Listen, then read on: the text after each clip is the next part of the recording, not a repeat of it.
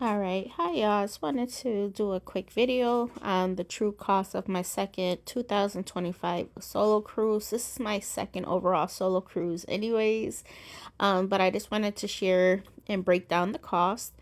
It was $885.20. So I did make an error on the next slide, which I'll go over with you right now.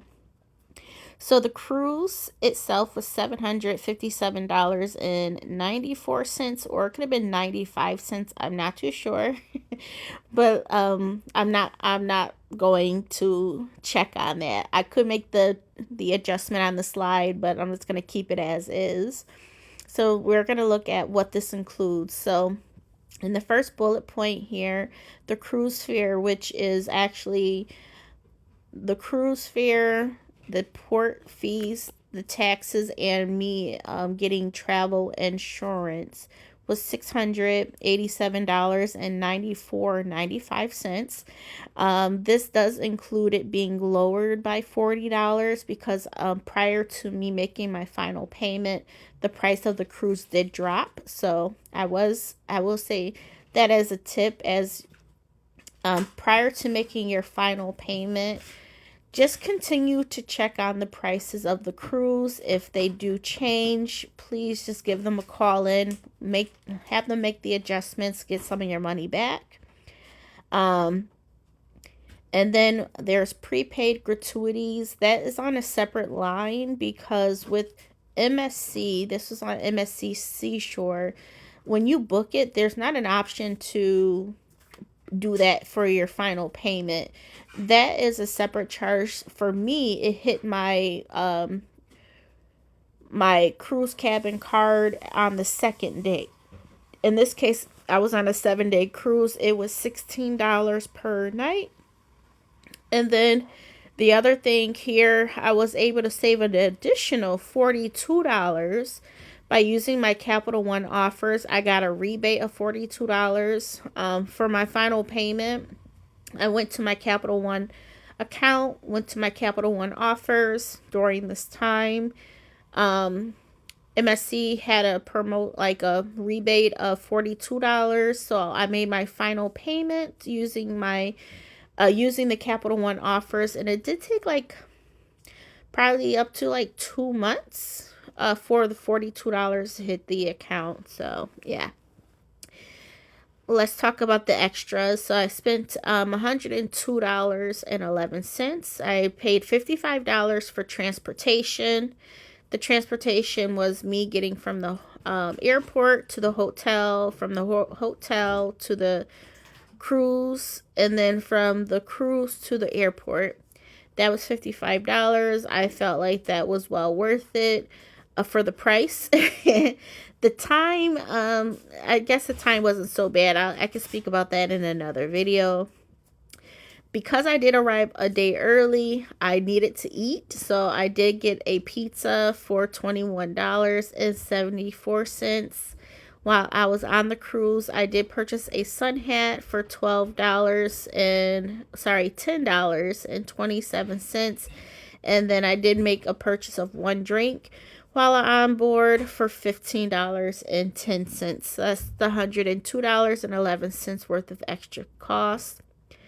So my round trip flight out of pocket was $25.15. I was able to cut that cost down because I did use my BILT credit card reward points.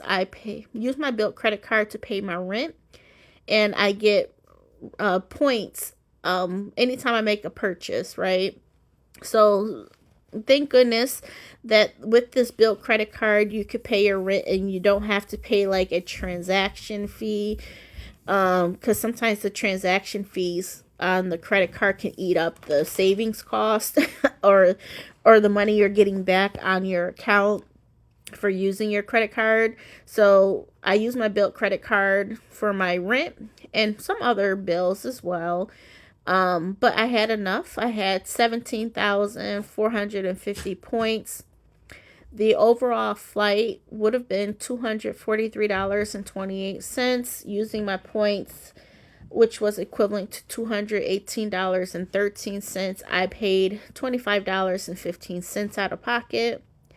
So this time, second thing I wanted to talk about was the pre-cruise hotel. I did arrive a day early, which I did like. Not having to worry about missing my my cruise. But at the same time, like, you still need to eat, right? So that's where the pre-cruise pizza came from, which was not costly at all. And seeing that I got there early in the afternoon. But the reason why I also thought about even doing a pre-cruise hotel is because, if you guys don't remember, back around June of last year, I opened up an American Express Hilton Honors credit card, and the promotion was, I think it was spend 3,000, in which I was going to spend that regardless, between my medical expenses from my car insurance, oh my goodness, between my car insurance as well as some medical expenses from my car accident. I knew I was going to meet the spend requirement without having to do anything extra. So I was able to get the 70,000 Hilton Honors points, as well as the promotion was a free night certificate. So this actual hotel, and I know it was kind of higher because it was a day where a lot of people are coming in for cruises the night before. It was pretty high. It would ranged from, when I was looking at the prices, it would range from like 350 to 450 bucks. I just put a cost around $400 per night. And so yeah, that's what it was here. But I was able to use my free night certificate, and per the terms of that certificate, you have to use it within a year. And June was coming up really fast. So it all worked out in the end. So yeah, I was able to save $400 on that. So yeah, now if you think about this, right?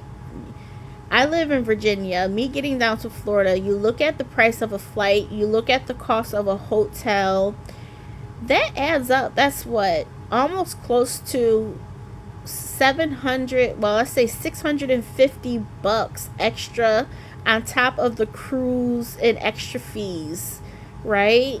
Like, you have to take that into consideration. That's like another that itself, the flight and the hotel, is like another cost of the actual cruise.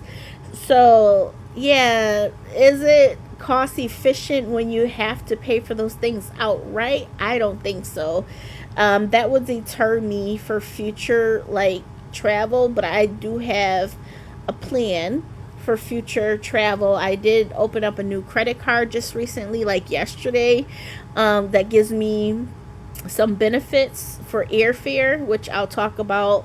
And of course, as I continue to use my BILT credit card for my rent, that will just still accumulate points, because I have to pay rent regardless, right? So yeah.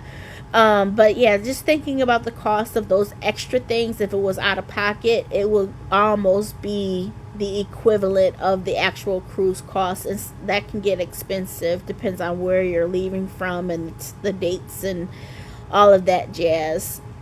So I just wanted to share the difference between my first and second solo cruise. Now you may see that the NCL cruise, the price is a little bit lower by like 140 bucks, probably around there, because I am not, in this case, I am not including in there me purchasing my travel backpack, my luggage, the little things that I bought for the cruise. What I'm breaking down here for the NCL is strictly what I purchased for the cruise, on the cruise, like my travel expenses, okay, not the extra stuff, because that just gets tangled up in too much. And when you buy something, like say for my backpack, my luggage, I don't have to keep repeating that every single trip, right? So yeah, I'm not including that. So on NCL, for everything, it was $1,270.46. With MSC, it was $885.20. So that difference, I was $385.26. Woohoo! Awesome, right? So I feel like MSC is, what can you say? It is cheaper, and I personally don't think it's cheaper because of how things add up. How can I say it? Let's just go into the bullet points here, okay? Looking at the bullet points, this difference, I didn't, with MSC, I did not have a drink package. I didn't have any internet, whereas with NCL, they gave me 150 minutes of internet. Like, I don't think it was surfing internet. I just think it was like for you to check like your email and stuff like that. And no excursions, whereas on NCL, I went on 2 excursions for a pretty decent price. And you figure if I had a drink package on MSC and internet, even if I did like a day or two of internet, that would have been like, I think $20 per 20, let's say $25 per day. That stuff adds up. So in my, from what I'm seeing here, and this is only like my overall 3rd cruise ever, okay, 3rd cruise ever, but this is my 2nd solo trip, and these are just recent ones. The previous cruise me and Jamez went on, I think was 2018, 2019, somewhere around there. I didn't do a cost breakdown, but it can add up to be the same amount, to be honest. I feel like MSC, I really enjoyed it. I don't know if with NCL, I enjoyed that one. I was more emotional on that one. I was in a better frame of mind this trip, and I probably felt more comfortable as well. But the ship, I felt like, had more areas to sit down and relax and be outside, whereas I feel like the NCL Getaway, I think it was just an older ship, so it didn't have bigger spaces. I will just put it like that. But I really enjoyed MSC. I feel like the price, if I did have those additional things that shows up in those 3 bullet points, that $385.26 difference would have, it probably would have been over that, to be honest. So yeah, I'm happy with what I did. I'm happy with the price. You know, I keep it simple. I don't try to do anything extra. My whole thing is with the cruise is that everything is on the cruise. Eat what's free. Eat what's free. And that's what I did. Oh, and there was no specialty dining. I also had that with NCL, but I did pay for that. That was included in the price. So that's another bullet point I could have mentioned. But yeah, let me know your thoughts down below.